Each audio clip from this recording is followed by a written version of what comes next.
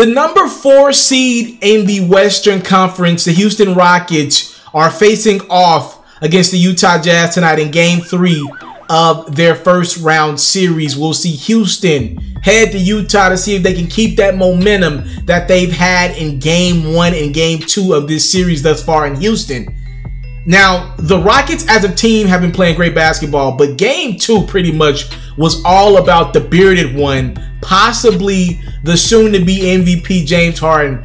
Boy, was he phenomenal. With Ricky Rubio guarding him for most of the game, Harden just took advantage of the Utah Jazz not playing him on the right side, literally giving him a straight pathway through the lane, and sometimes Harden to take that lane, sometimes Harden to pull up and drill that three. He was just having easy pickings against that Utah Jazz defense. I expect them to make adjustments tonight.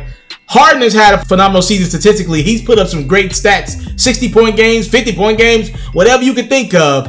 But that 32-point, 13 assists, 10 rebound, triple-double was one of my favorite performances from Harden all season, just because he was so lethal, so aggressive, and he really made a consistent effort of getting his teammates involved as the Rockets went up 2-0 in the series.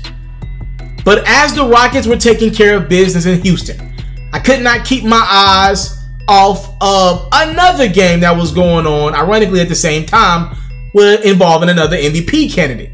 The Greek Freak, Giannis Antetokounmpo, was also taking care of business as the Milwaukee Bucks went up 2-0 on a depleted, Blake Griffin-less Detroit Pistons team.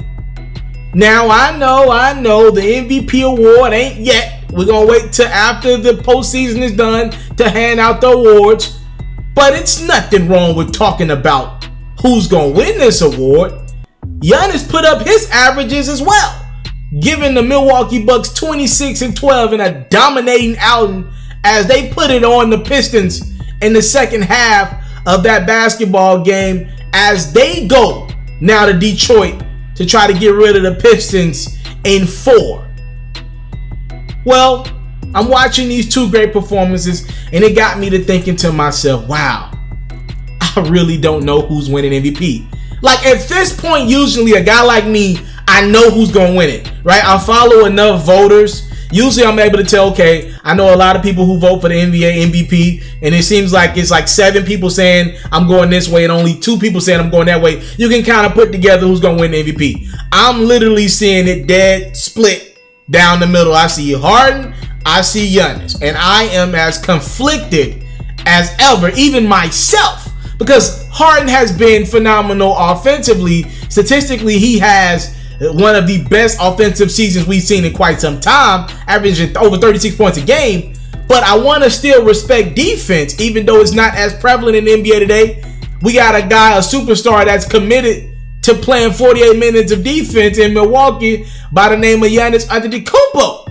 So I want to respect both ends of the court. I know offense is more important nowadays, but when somebody plays defense, I want to respect that as well.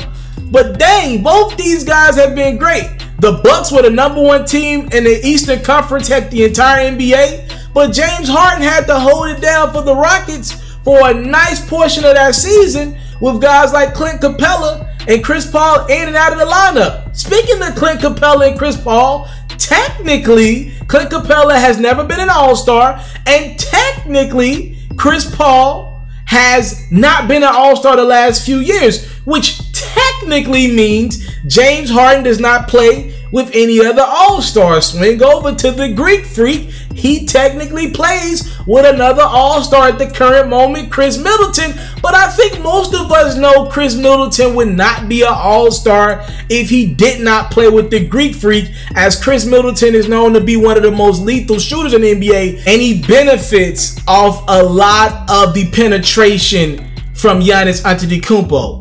Point I'm trying to make is, I don't know who's the MVP right now. I literally don't know. I believe Harden is going to win it, but this is my last one giving it to James Harden, man. This is my last MVP for the bearded one. I love James Harden, but let me make myself clear, and I'll end this video with this.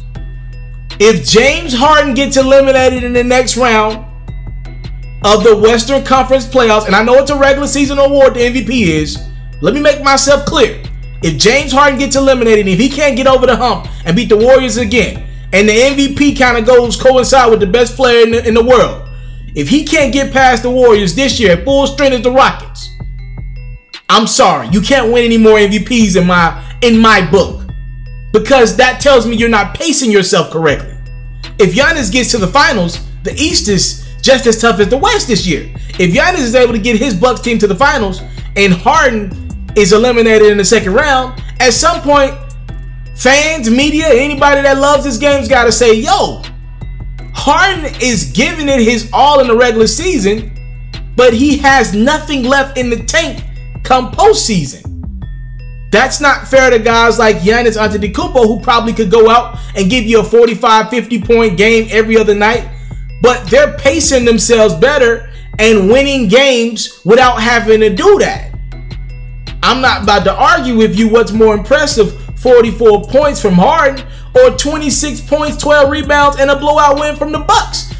Maybe Giannis could put up 44, but he's put his team in position to not have to need 44 from him. He's on the bench in the fourth quarter. Point I'm trying to make is, look, I got Harden winning this MVP, but this is my last one to the bearded one. After this, we rewarding defense, and after this, if Harden can't get past the Golden State Warriors in the next round at full strength of that Rockets team, he can't win any more MVP awards because he ain't pacing himself the right way. If you're the best player in the game, if you're the most valuable guy to your team, and you got a few other good players, and you've been able to compete with the Rockets in the regular season all year, you got to be able to beat them in a 7-game series. Legacies are on the line. I came from nothing, but I want everything God has for me. I interview celebrities. I talk sports. I still represent the culture. I got the kids. You are now tuned in. Yo, we locked in right now, Mr.Taliaferro. Mr.Taliaferro. Mr. Taliaferro. Shout out to Mr. Taliaferro. You're watching Mr.Taliaferro TV. Mr. Taliaferro TV. Here with the triple B's, you can't do nothing but win.